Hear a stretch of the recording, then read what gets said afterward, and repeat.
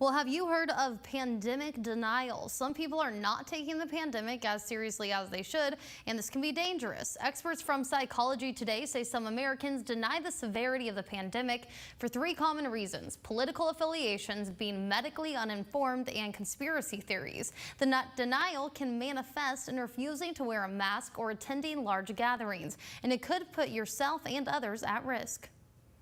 We have to identify why. Are we denying it? If there's any trauma there, is there any questions there? Is there any uncertainty there? Because a lot of time denial is just not wanting to face what may be true or even realistic in one's life.